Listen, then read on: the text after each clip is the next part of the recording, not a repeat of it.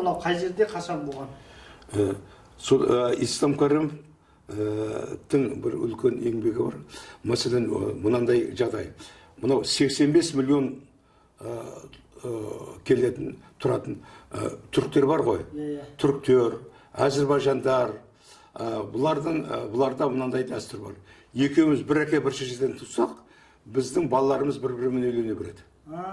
Балаларымыз бір-бірімен үйлене береді. Айтматов екеуміз жазған кітап бар, ғасыр айрығындағы сырласу. Соның жаңағы соны мынау Ислам Каримов оқып шықты да, содан өзі Айтматов екеумізді шақырды, сөйтіп бізбенен 3,5 сағат кездесу өткізді. Телеарналарды қойды. Сөйтіп өзі айтты, мына осы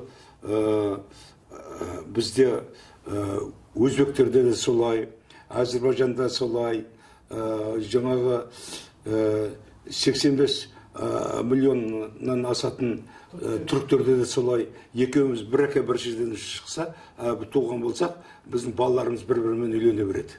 Міне сол туралы мен заң шығартам деді. Сөйтіп заң шығарып, соны сөйерді жариялап, өзі сондай үлкен бір азаматтық мінез көрсетті. Содан кейін ғана үйленеді. Осы сондықтан мен мына Ислам Каримовті ерекше қадірлеймін.